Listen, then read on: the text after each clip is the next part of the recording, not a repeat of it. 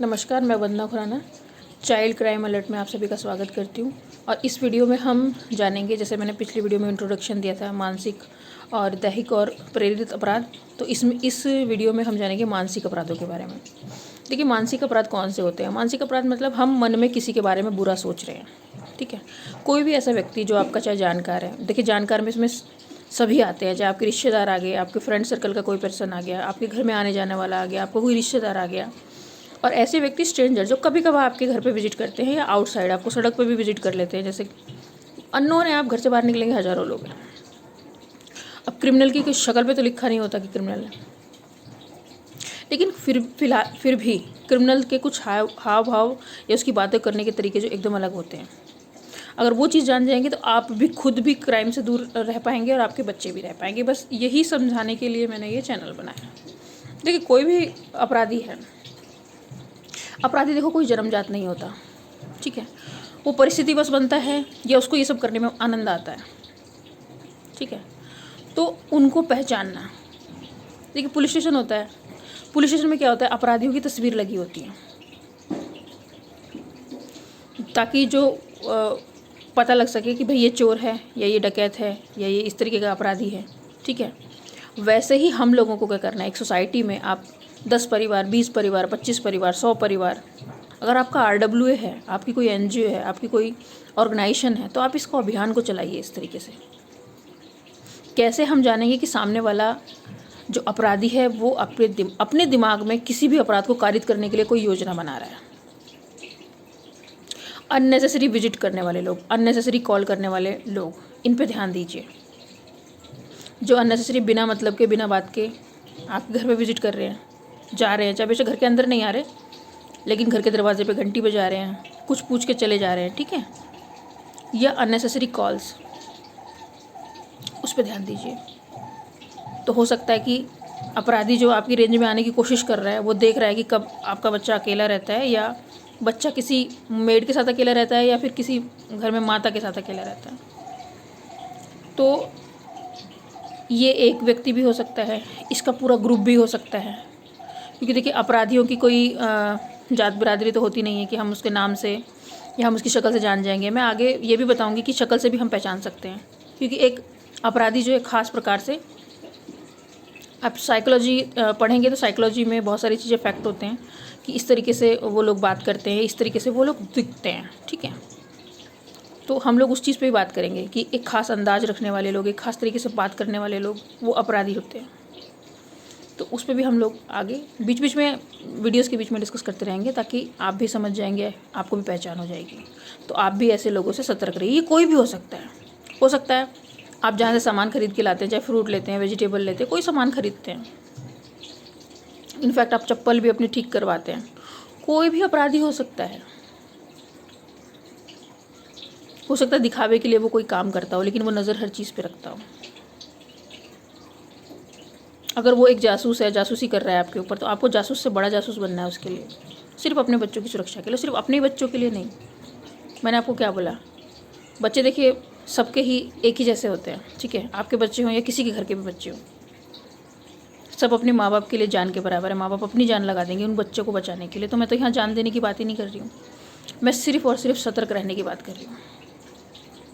तो ऐसे लोग जो मानसिक, उनके दिमाग में ये चीज़ है कि हाँ मुझे इस बच्चे के साथ, बच्चा चाहे हम उसे चोरी ही करना है, बच्चे को चाहे अपहरण करके ले जाना है, तो वो कुछ तो प्लानिंग करेगा।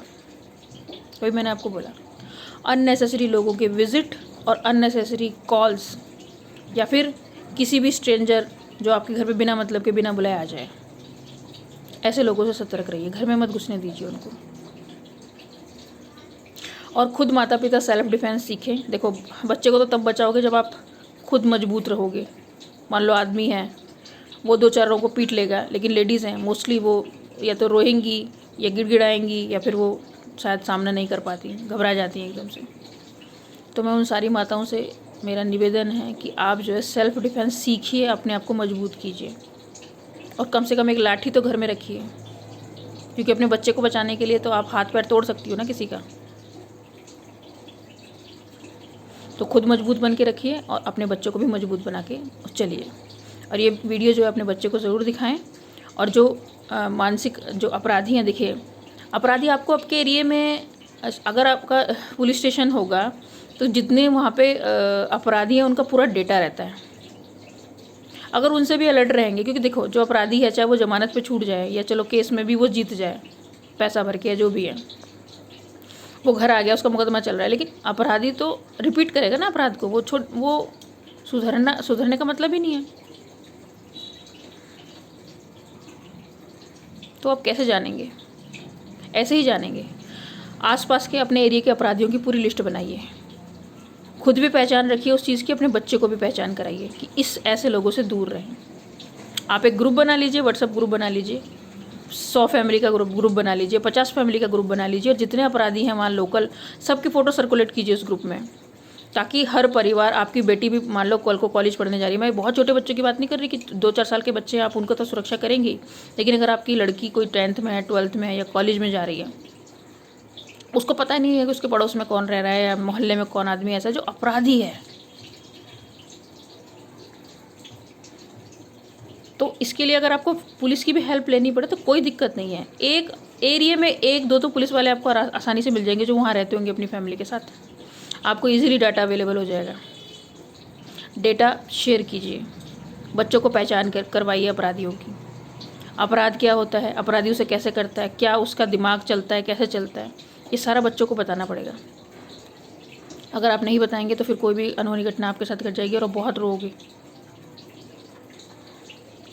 लेकिन रोने से फ़ायदा नहीं, वो स्थिति ही मत आने दो।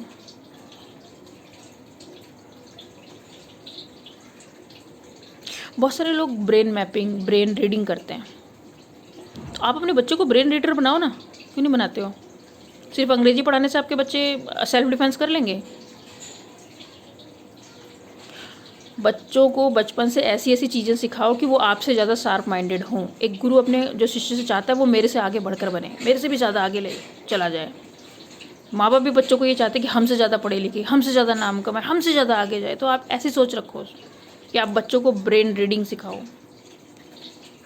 मेडिटेशन सिखाओ, चीज़ों को समझना सिखाओ, अंडरस्टैंड करना सिखाओ, डिसीजन पावर लेना सिखाओ, और बचपन से ही उनको ये सब चीज़ें सिखाओ। और अकेला मत छोड़ो बिल्कुल भी बच्चों को। ये आपकी ड्यूटी है, आपकी जिम्मेदारी है। आपने उसको जन्म दिया है ना, तो आपकी जिम्मेदारी है पूरे जीवन तक उसको समझाने की। एक एज में आने के बाद वो चीज़ें अपने आप करने लगेगा, लेकिन उस एज तक तो उसको समझाना ज़रूरी है। हो सकता है आपके बच्चे की वजह से किसी और बच्चे की जान बच जाए, आपका बच्चा सतर्क रहेगा तो। दिमाग एक होता है ना कि या तो हम किसी से हाथ पैर से लड़ाई लड़ें, ये एक तो बुद्धि का खेल, ये बुद्धि की लड़ाई है। अगर आप अपने बच्चों की बुद्धि इतनी विकसित कर लेंगे, आपकी खुद की बुद्धि इतनी विकसित हो जाएगी, तो हो सकता है अपराध आपकी सोसाइटी से हो ही नहीं। और जो भी लोग मेरी वीडियो देख रहे हैं, अपने एरिया में अगर ये चीज़ें सोच लेंगे तो भाई आपके बच्चे सुरक्षित, तो आपका परिवार सुरक्षित हो गया। देखो बच्चा जब चाहे पेट में बच्चा मर जाए या पैदा होके मर जाए या एक्सीडेंटली मर जाए या कोई मार दे, तकलीफ़ तो बराबर होती है ना। एक माँ से पूछो, चाहे उसका बच्चा गर्भ में मरे या उसका बच्चा 20-25 साल का मरे या 40 साल का मरे, तकलीफ़ कितनी होती है उसको। तो क्या आप इतना छोटा सा काम नहीं कर सकते? भाई आपके चाहे 2 बच्चे हैं, 3 बच्चे हैं, 4 बच्चे, आप सुरक्षित रहने चाहिए। और अगर अपराधियों से सुरक्षित रहेंगे तो फिर सबसे सुरक्षित रहेंगे। समझाना उसको अपराधी के प्रति, अपराध के प्रति, और दूसरा उसको सेल्फ डिफेंसिव बनाइए। खुद भी सीखिए इस चीज़ को। जैसा आप चाहते हैं कि मेरे बच्चे ऐसे हों, वैसा खुद बन जाइए, तभी आपके बच्चे सुरक्षित रहेंगे। इसी के साथ मैं वीडियो समाप्त करती हूँ। दूसरी वीडियो में मिलूंगी। वंदे मातरम।